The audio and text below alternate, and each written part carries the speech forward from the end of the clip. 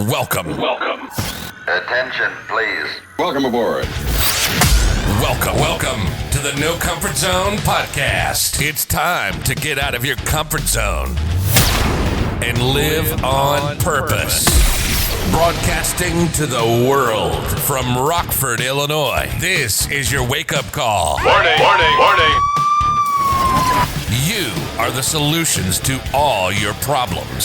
Stop thinking average. Become the hero version of yourself. Every day, every time, without fail, no exceptions. It all matters. You've entered the No Comfort Zone. It's time for a reality check. Hey, you've made it back to the No Comfort Zone. Glad you could join us. Today, I'm going to try to talk about a whole bunch of things and then wrap it up all together, and hopefully it'll make sense enough for you to get outside of your comfort zone and start living on purpose by using a couple of the things that I'm talking about in here. So I don't want to lose you early, so let me just get into it and kind of give you a couple bits of information. So I started out in sales in 1992, like a real sales job in 1992, because I thought it would be a good opportunity to pass some time and help me still get over my continued shyness. I wasn't shy with meeting people that I wanted to talk to. I was shy with people that approached me or people that, would engage in conversation with me. Kind of weird, but I did want to get over that. So I tried a bunch of different things to do that. But I realized that, I just need to get out there. I like people. I want to talk to more people, but I really want to learn how. So I picked up a book in a bookstore on how to sell yourself to get me a job as a police officer.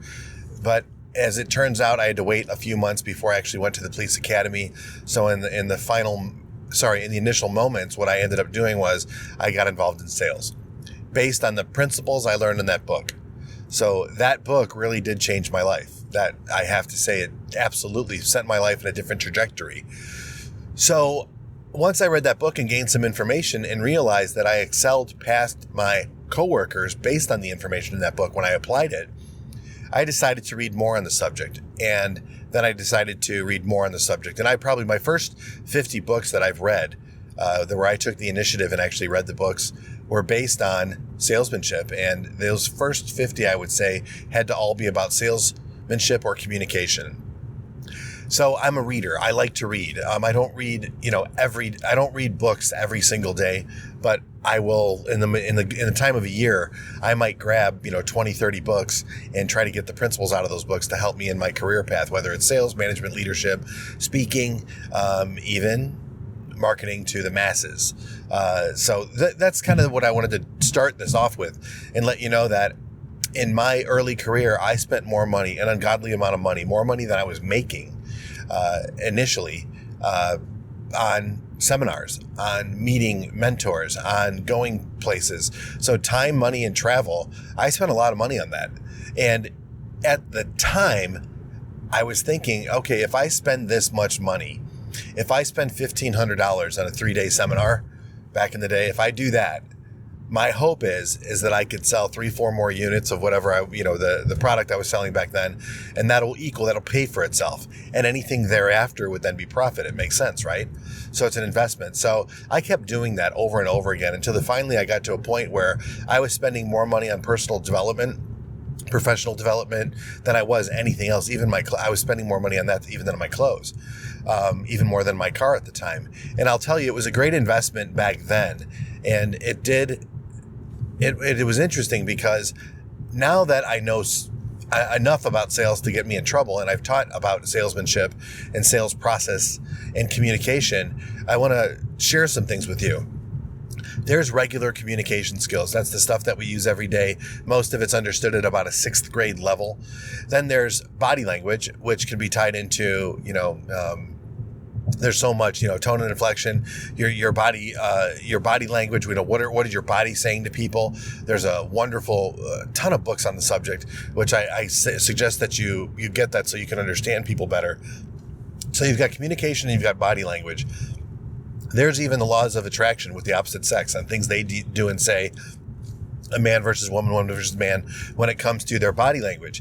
And why am I bringing this all together is that there's a separate language of persuasion, an entirely different language of persuasion. And all too often people get caught up in having a regular communication when they're trying to persuade somebody, or their body language is off and it's not saying the same thing. There's not congruency with your end message. And I'd like to tell you that the art of persuasion really will help you get those things in life that you want to help the greater good. It'll help you, it'll help them, and it will help your organization or your family or wherever you're at. And there's a way to do that. And when you tie all this information and all this knowledge together and you bring it together, it's really such a simple process. But I wanted to bring that to your attention because if you're listening to this podcast and you're dealing with adversity, or you're going for your goals and you're looking to crush it, which I believe is one and the same thing, it's just a different perspective on things. When you have this persuasion down and you start to understand on how to literally actually sell, you'll find that your life can become magical. And magical to the point where you can actually have things start coming your way and you could start doing different things and have a different life. You know, you change the restaurants you go to, or you start going to restaurants, however that is for you. You can go from where you're currently living to a different place.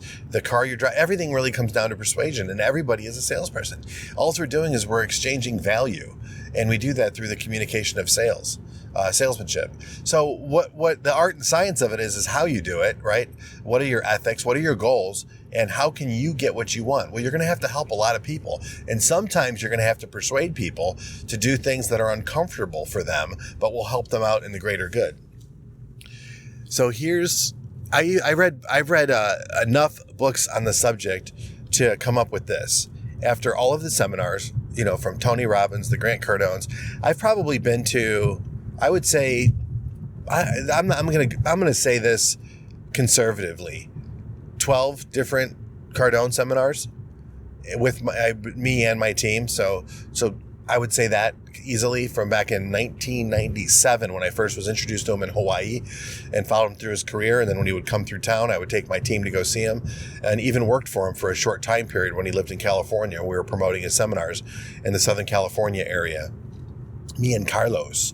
So that was a good experience. But I've also been to a number of Tony Robbins seminars, Tom Hopkins seminars, Brian Tracy seminars, Jackie Cooper way back in the day.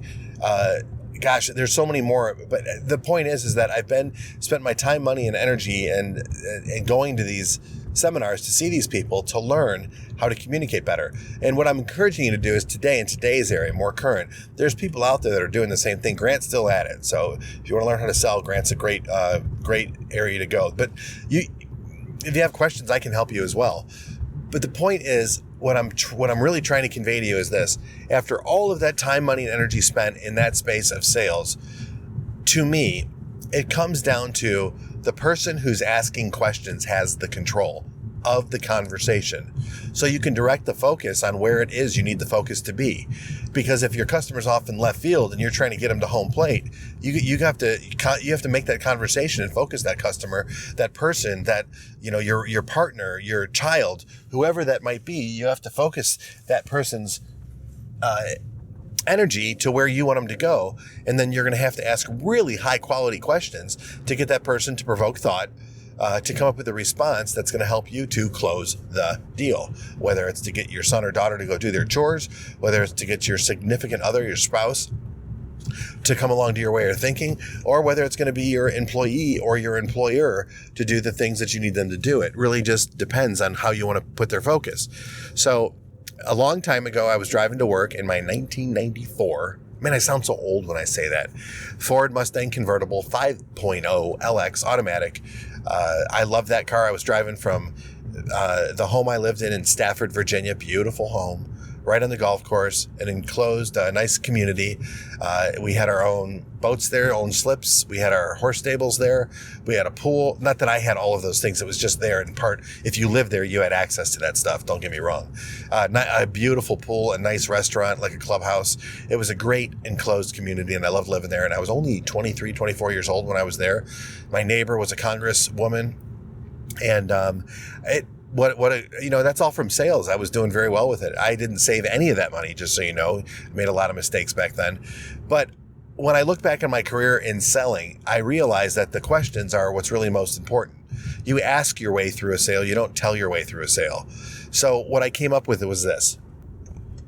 Here is, in fact, the golden nugget of the information I'm going to give you that might just help you with your relationships and your job, with parenting, with whatever it is. And while I'm driving to and from my job, I got the top down. I got my Tony Robbins. It's 6 audio cassettes, and I would jam that into the player. I would play it, and to and from work, I would listen to those tapes over and over again, so much that I wore them out. And I think it was tape number 4 was the first one that I wore out. It went everything from how to do cold sales calls to how to do door-to-door, to how to close, how to do a presentation. It's phenomenal. And if you're out there in podcast land and you have access to that, or you know where I could find it, that would be phenomenal. It's so old school, but it was really a big game changer in my life. So I ended up listening to that over and over again, and I had not good success, but I had great success with listening to that. It got my mind right. It got me ready for the day, and it gave me the tips and the tools that I needed to help me persuade more people to do exactly what it is they wanted to do, to take the fear out of it, so that we can actually put together what they wanted to do in the first place.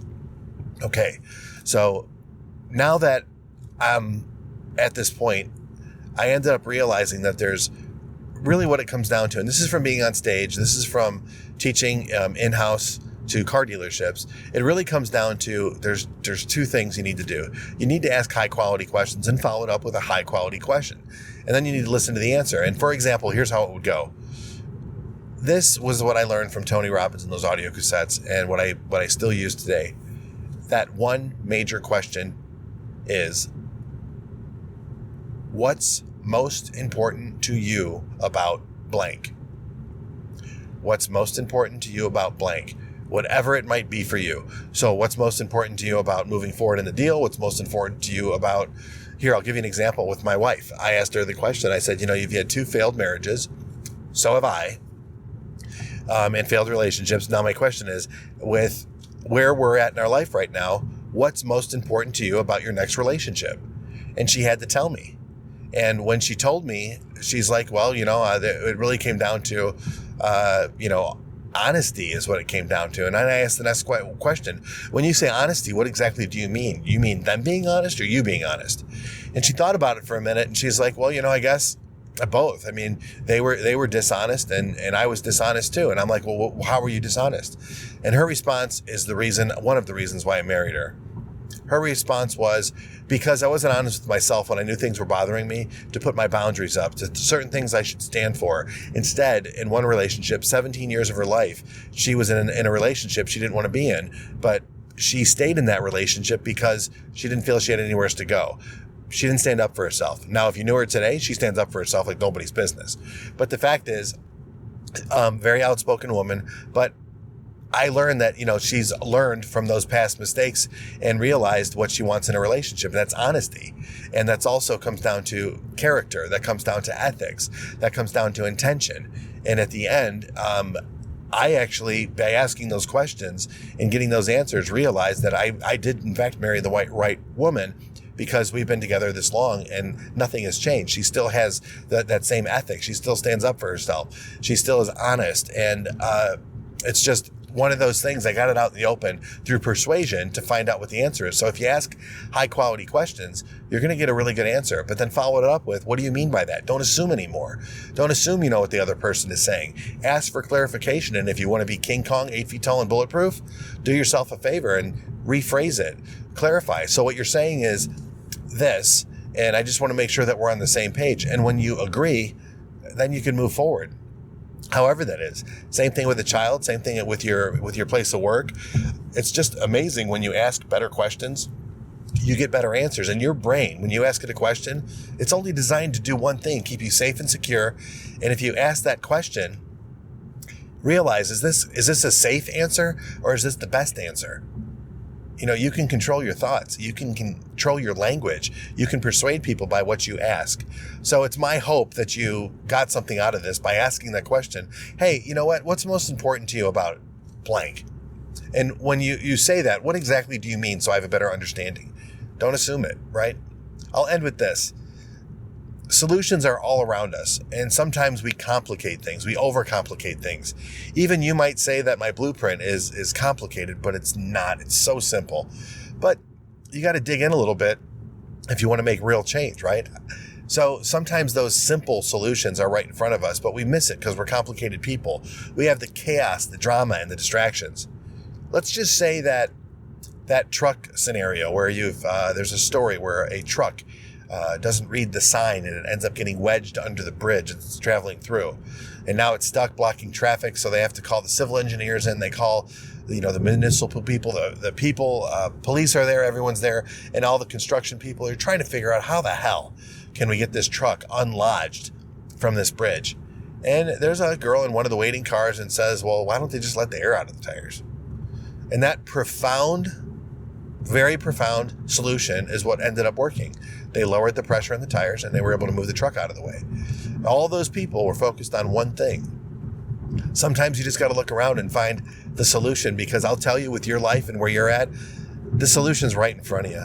It's right in front of you, whatever's going on. It's so simple, but we overcomplicate it. So look for the simple solution. Don't look for the safe and secure solution. Look for a solution, right? And if you're working with somebody else, asking high quality questions, control the conversation to get their focus where you want it to go is really paramount when it comes to persuasion. So I hope this served you in some way, shape, or form. But what's most important to you about blank? And when you have that information, could you explain that a little bit more? Can you help me better understand exactly what you're talking about? Because when you start working together with somebody as a team, and when you start to make good things happen, great things happen for everybody around you. So today's the day that I hope you get out of your comfort zone and live on purpose. Say goodbye. Want more of the No Comfort Zone? You can follow Dan on Instagram and Twitter at NoComfortZone1. Bye. Or on the web at thenocomfortzone.com. Bye-bye. Bye-bye. Thanks for listening to the No Comfort Zone podcast. Bye-bye. Bye-bye.